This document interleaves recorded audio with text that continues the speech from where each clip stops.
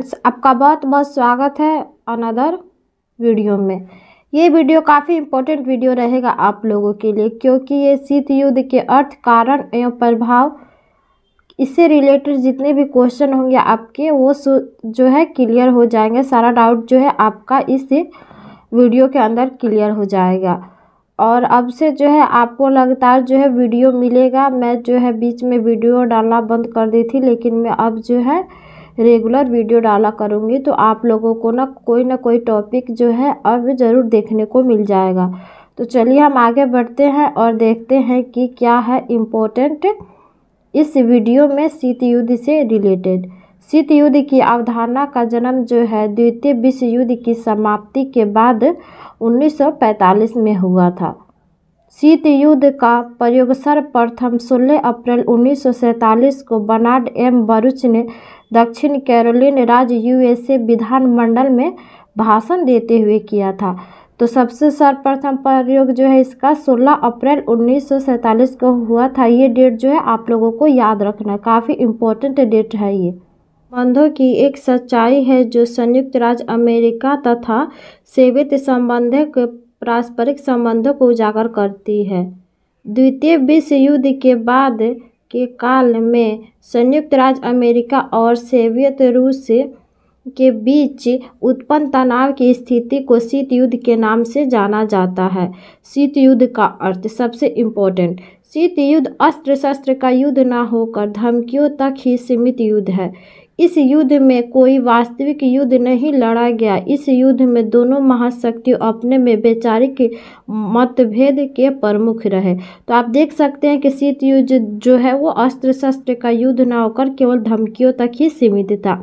यह एक प्रकार का कूटनीतिक युद्ध था जो महाशक्तियों को संकीर्ण स्वार्थ संधियों के प्रयासों पर ही आधारित रहा। शीत युद्ध एक प्रकार का वाक्य युद्ध था जो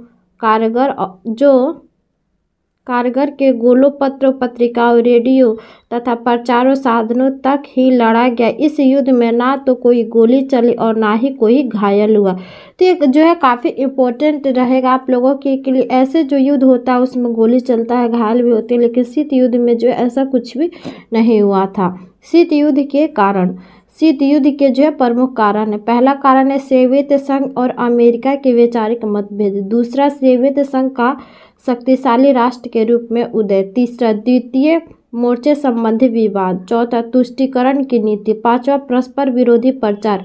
छठा, बर्लिन विवाद। सातवां, अमेरिका का परमाणु कार्यक्रम। आठवां, सोवियत संघ द्वारा वीटो पावर का बार बार प्रयोग किया जाना।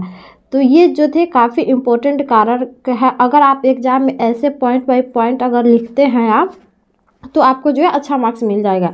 हमें कोई भी पॉइंट डिटेल में लिखने से पहले ऐसे जो है हम हाईलाइट कर दें, उसके बाद जो है इसका हम डिटेल देखेंगे, जो कि आपको नीचे मैं बताऊंगी। जी यहाँ पे देखिए, जैसे सोवियत संघ और अमेरिका के वैचारिक मतभेद। द्वितीय विश्व युद्ध के समय ही इन दोनों महाशक्तियों में वैचारिक मतभेद उभरने लगे। सोवियत संघ साम्यवाद को बढ़ावा देना चाहता था, जबकि अमेरिका पूंजीवाद का प्रबल समर्थक था। सोवियत संघ ने साम्यवादी आंदोलनों को बढ़ावा देने की जो नीति अपनाई, उससे अमेरिका के मन में अविश्वास की भावना उत्पन्न हुआ। इस प्रकार पूंजीवाद बनाम साम्यवाद विचारधारा में तालमेल के अभाव के कारण दोनों महाशक्तियों के बीच जो है शीत युद्ध का जो है जन्म होता है। शीत युद्ध का जो है जन्म होता है। दूसरा, सोवियत संघ का शक्तिशाली राष्ट्र के रूप में उदय। पश्चिमी शक्तियों को भय लगने लगा कि सोवियत संघ ताकत के बल पर पूरे विश्व में द्वितीय विश्व युद्ध के बाद अपना साम्यवादी कार्यक्रम फैलाने का प्रयास करेगा। अमेरिका ने पश्चिमी राष्ट्रों को सोवियत संघ के विरुद्ध एकजुट करने के प्रयासों को तेज कर दिया, जिससे शीत युद्ध को बढ़ावा मिलना स्वाभाविक था। तो आप देख सकते हैं कि अगर जो कोई सपोर्ट नहीं करेगा तो ऐसे में जो बढ़ावा मिलेगा वो स्वाभाविक है। द्वितीय मोर्चे के संबंधी विवाद। द्वितीय विश्व युद्ध के दौरान हिटलर के नेतृत्व में जब जर्मन सेनाएं तेजी से सोवियत की तरफ बढ़ रही थी, तो सोवियत संघ ने पश्चिमी राष्ट्रों में सहायता की मांग की, लेकिन पश्चिमी शक्तियों ने जानबूझकर दूसरा मोर्चा खोलने में बहुत देर की, जिससे जर्मन के सेनाओं को रूस में भयानक तबाही करने का मौका मिल गया। इससे सोवियत संघ के मन पश्चिमी शक्तियों के विरुद्ध नफरत की भावना पैदा हो गई, जो आगे चलकर शीत युद्ध के रूप में प्रकट हुई। चौथा, तुष्टीकरण की नीति। द्वितीय विश्व युद्ध के दौरान पश्चिमी शक्तियों ने धुरी शक्तियों जापान, जर्मनी व इटली के आक्रमणों के विरुद्ध मित्र राष्ट्रों की रक्षा करने की बजाय तुष्टीकरण की नीति अपनाई। परस्पर विरोधी प्रचार। द्वितीय विश्व युद्ध के बाद दोनों महाशक्तियों के एक दूसरे के खिलाफ प्रचार अभियान में जुट गए।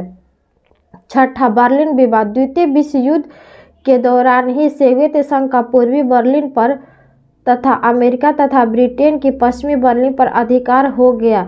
वर्चस्व को लेकर दोनों महाशक्तियों के बीच शीत युद्ध प्रारंभ हो गया।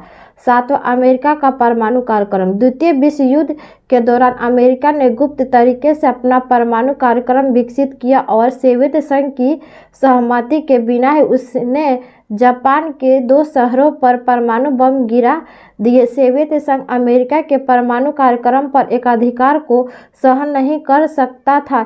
इसी भावना से शीत युद्ध का जन्म हुआ। आठवां, सोवियत संघ द्वारा वीटो पावर का बार बार प्रयोग किया जाना। द्वितीय विश्व युद्ध की समाप्ति के बाद संयुक्त राष्ट्र संघ की स्थापना हुई। इस संस्था में 5 देशों को वीटो पावर प्राप्त हुई।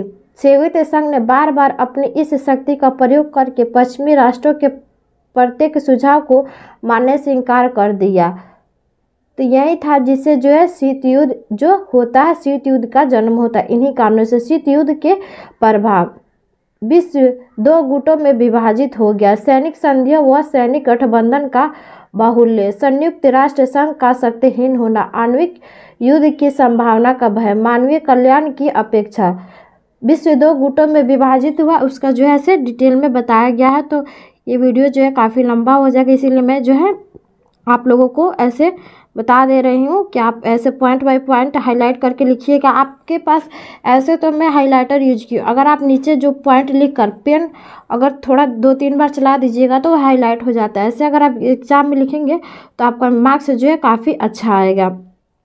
तीसरी दुनिया में अविकसित और विकासशील देशों की भूखमरी, बीमारी, बेरोजगारी, अशिक्षा, आर्थिक पिछड़ापन, राजनीतिक अस्थिरता आदि अनेक महत्वपूर्ण समस्याओं को उचित निदान संभव नहीं हो सका। शीत युद्ध ने शक्ति संतुलन के स्थान पर भय के संतुलन को जन्म दिया। इससे गुट निरपेक्ष आंदोलन को सबल आधार प्रदान किया। विश्व युद्ध में नव उपनिवेशवाद का जन्म हुआ।